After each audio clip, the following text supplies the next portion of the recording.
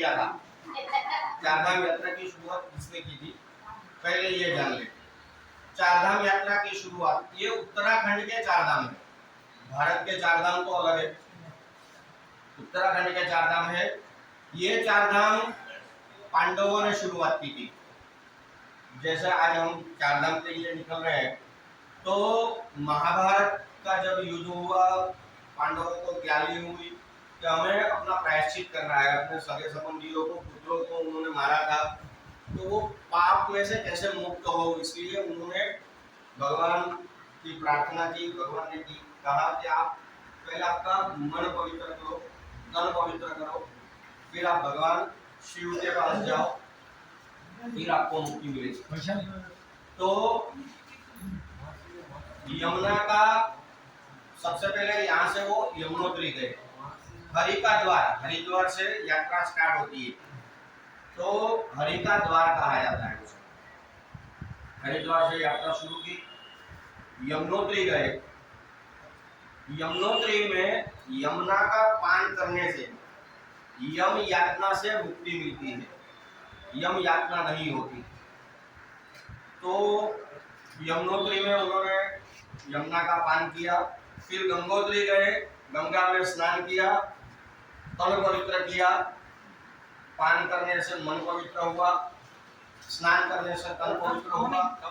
फिर वो गए केदारनाथ, केदारखंड। जो बद्रीनाथ और केदारनाथ जो है वो पूरा कहा जाता है केदारखंड। तो केदारखंड में जाकर उन्होंने भगवान की तपश्चर्या करी, भगवान शिव को प्रसन्न किया। भगवान शिव, केदारनाथ जब हम जाएंगे तो केदारनाथ में शिव लिंग नहीं है, बैल के हिंदे का जो भाग होता है, पीठ का भाग, वो भाग है, उसे खुंद कहते हैं। जो शिवलिंग है वो खुंद की तरह है, और मस्तक जो है वो पशुपतिनाथ, नेपाल में है पशुपतिनाथ। पशुनाम इति पति, जो सभी प्राणियों के पति है वो पशुपति। तो जब हम चारधाम की यात्रा करते हैं, केदारनाथ के दर्शन करते हैं, बाद में हमें पशुपतिनाथ के दर्शन करने आवश्यक हो जाते हैं, क्योंकि दो भाग को मिला के एक है, तो पशुपतिनाथ के दर्शन करने चाहिए। केदारनाथ की उपासना करी, केदारनाथ जी प्रसन्न हुए, शिव जी प्रसन्न हुए। फिर वो गए बद्री का आश्रम, बद्रीनाथ गए, भगवान विष्णु से उन्होंने आज्ञा ली, और बाद में वो स्वर्ग की तरफ गए, स्वर्गारोहिणी।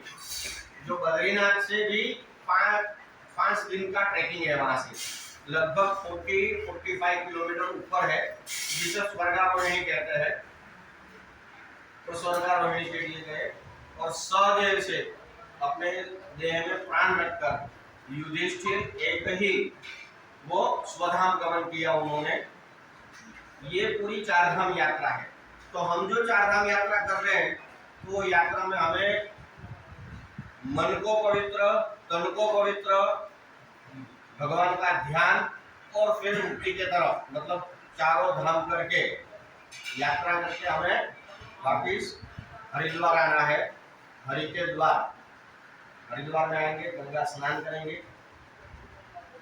हमारे यहाँ जनरली पहले लगभग 40-50 साल पहले की बात करूँ, तो हमारे यहाँ से जब बूढ़े बुजुर्ग जब यात्रा के लिए निकलते थे, चारधाम यात्रा के लिए, तो घर से निकलते वक्त अपने सगे संबंधियों, पुत्रों को, मतलब पूरा व्यवहार हो, लड़कों को सौंपते, फिर राम राम करके निकलते थे। जब आए तो आपके, और गए तो भगवान के। ये चारधाम यात्रा का, इसके पीछे का ये नियम था। ज्यादा करके उस समय बूढ़े बुजुर्ग ज्यादा निकलते थे, लेकिन अभी इस समय यंगस्टर भी निकलते हैं, बड़ी अच्छी बात है, यात्रा करनी चाहिए। जब तक हाथ पांव चलते हैं तब तक यात्रा हो जाए। उम्र होने के बाद लोग कहते हैं कि भाई हम घोड़े पे बैठ के कैसे जाए, हमें 4 जन उठा के पालकी में लेके जाए तो हम कैसे जाए, हम दूसरे के भरोसे क्यों जाए। लेकिन थोड़ा समय परिवर्तन के हिसाब से एक बात ये भी सोचो कि जो घोड़े वाला है, जो पालकी वाला है, वो अपना घर उससे चलाता है। ये 6 महीना वो कमाते हैं, और 6 महीने से पूरे साल का वो अपना घर का खाना खाते हैं, भरण पोषण करते हैं, अपने लड़कों को पढ़ाते हैं। आप जितने यमुनोत्री में केदारनाथ में आप जितने भी घोड़े वाले देखोगे सारे यंग लड़के हैं। वो सारे स्कूल कॉलेज में पढ़ते हैं। सीजन में यहाँ 2-3 महीना गवर्नमेंट उनको छूट देती है, वो यहाँ काम करते हैं और फिर बाद में वापस 3 महीने के बाद उनका पढ़ाई, उनकी एग्जाम जो भी है, और सारे एजुकेटेड लड़के हैं। जितने भी यहाँ घोड़े चलाते हैं, डोली उठाते हैं, सारे पढ़े लिखे एजुकेटेड लड़के हैं। उनका रोजगार अपने से चलता है, तो वो करना चाहिए, उसमें भी कोई बुराई नहीं है।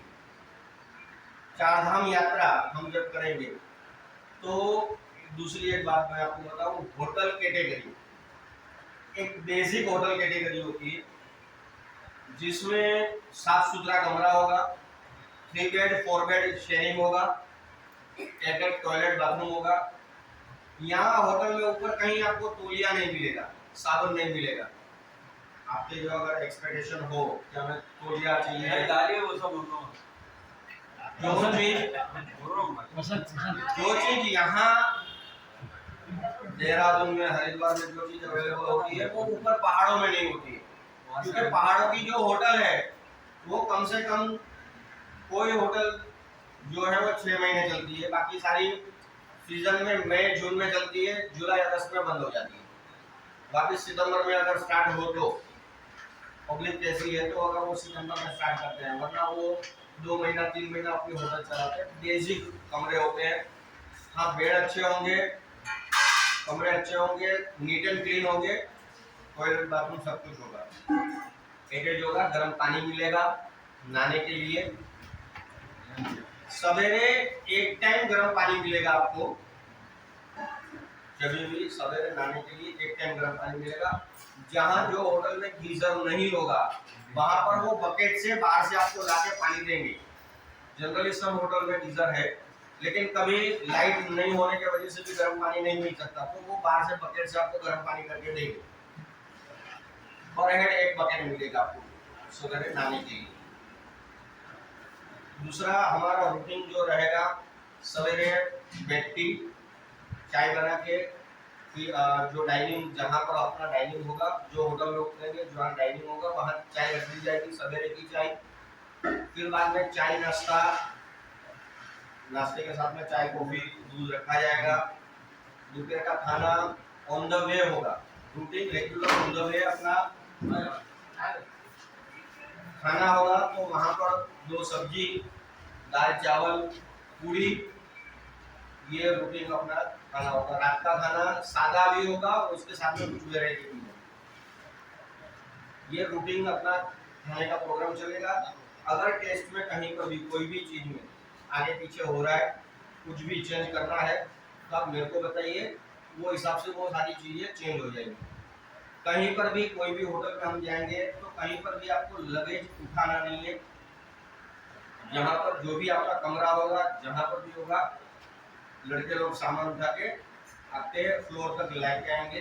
बाद में जो एक फ्लोर पे अगर 4 कमरे हैं तो 4 दिन का लगेज ऊपर आ जाएगा। जिसका जिसका लगेज है वो बाद में अपने कमरे में लेके जाएगा। यहाँ की जो सारी पहाड़ों की जो होटल है, वो सारी होटल या तो ऊपर की तरफ बनी है या तो नीचे की तरफ बनी है, रोड लेवल से। मतलब ये जिस तरह होटल है इस तरह से होटल कहीं पर भी नहीं होगी, क्योंकि वहाँ कहीं पर भी केबल लाइन नहीं है, सारे पहाड़ों में घूमना है। आज से हम स्टार्ट करेंगे। 10वें दिन हम जब रिटर्न आएंगे, 10 दिन तक हमें पहाड़ों में घूमना है। रूटीन रेगुलर हम कम से कम रोज 8 से 10 घंटा रोज का हमारा ट्रैवलिंग होगा। जैसे आज हम यमुनोत्री जा रहे हैं तो यमुनोत्री का हम बेस जाएंगे, राणा चट्टी में रुकेंगे। तो राणा चट्टी, यहाँ से राणा चट्टी जाने के लिए कम से कम 6 से 7 घंटे लगेंगे। 8 घंटे भी लग सकते हैं, अगर ट्रैफिक है, बारिश है, कुछ भी हुआ तो 8 घंटे भी, 9 घंटे भी लग सकते हैं। रास्ते में ऑन द वे हमारा खाना भी होगा, वॉशरूम के लिए कहीं गाड़ी रुकाना है, तो वो सारा टाइम मिला के लगभग 8 से 9 घंटे का आज का जर्नी है। कल का हमारा जर्नी है 10 किलोमीटर का, जहाँ तक हमें हमारी गाड़ी छोड़ेगी, जहाँ से हम घोड़े डोली करके यमुनोत्री दर्शन के लिए जाएंगे। एक दिन ट्रैवलिंग, एक दिन दर्शन, एक दिन ट्रैवलिंग, एक दिन दर्शन, ये रूटीन अपना 10 दिन का प्रोग्राम रहेगा। सारी यात्रा के दरमियान आप सभी को, मुझे बोलना नहीं चाहिए लेकिन मैंने कुछ समय से बोलना चालू किया है लोगों की तकलीफ देख के। आप रूटीन जो भी खाना खाते हो, सवेरे दोपहर, हो सके तो थोड़ा कम खाना खाओ, भूखे भी मत रहो और इतना पेट भर के भी मत खाना खाओ, क्योंकि हमारी जो गाड़ी घूमती है वो हिल में घूमती है, बहुत सारे मोड़ है, बहुत सारे ऐसे टर्न है कि एक टर्न से निकल के दूसरे टर्न में तुरंत घूमना होता है। तो सभी को ये चीज जमती नहीं है, वॉमिटिंग वाले के चांसेस होते हैं, डिहाइड्रेशन होने के चांसेस होते हैं। तो हो सके उतना खाना पक्का खाना है, किसी को भूखा नहीं रहना है। एक बात ये समझ लो, मुझे वॉमिटिंग हो रहा है, मैं खाना कुछ नहीं खाऊंगा या नहीं खाऊंगी तो वो भी नहीं चलेगा। वॉमिट होती है फिर भी खाओ, लेकिन खाना कंपलसरी है। आप 4 रोटी खाते हो, 4 मत खाओ, 2 ही खाओ, लेकिन खाओ। भूखा बिल्कुल नहीं रहना है किसी को भी।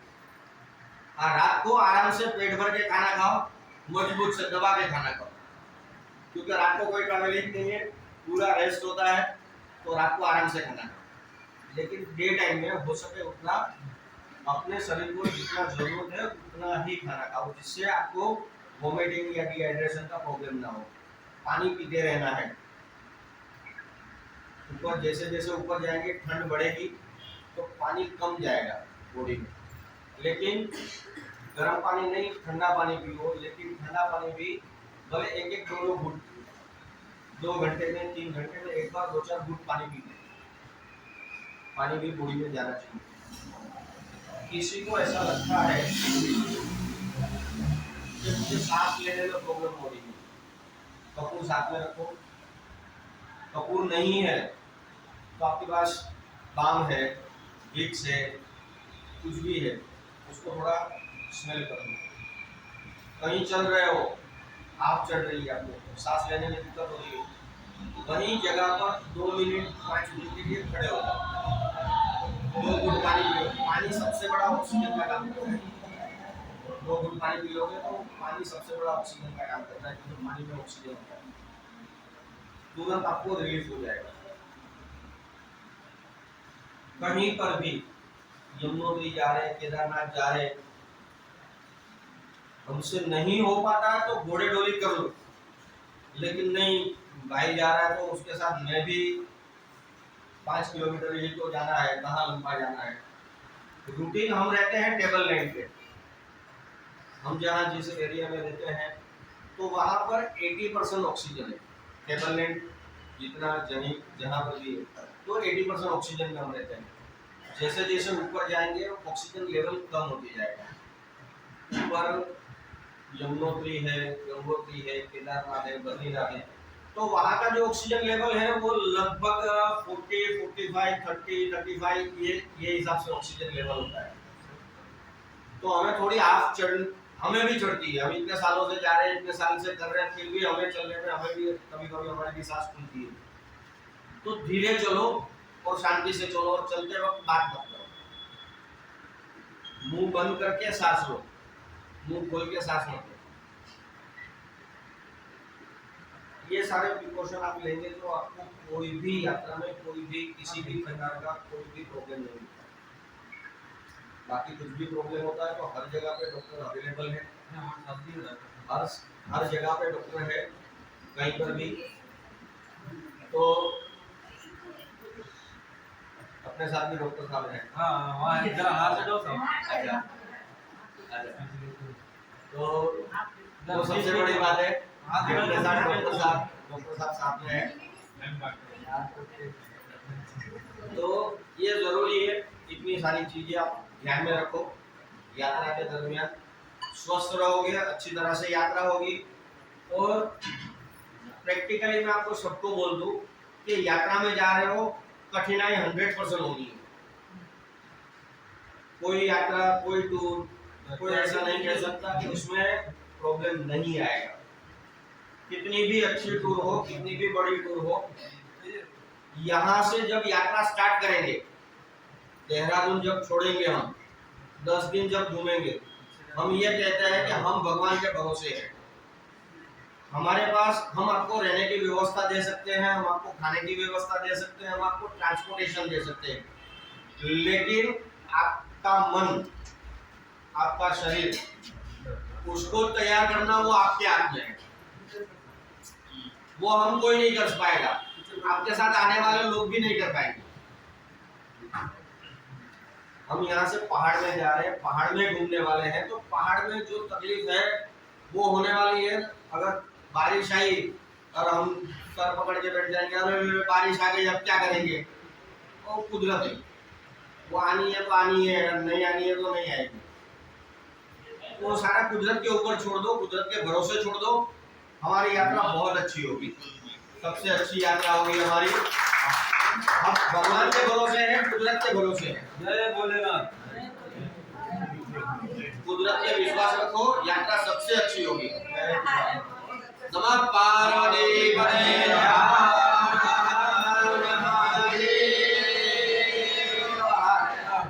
आप किसी को अगर कुछ पूछना है तो बेशक मुझे पूछ सकते हैं, कुछ भी डाउट है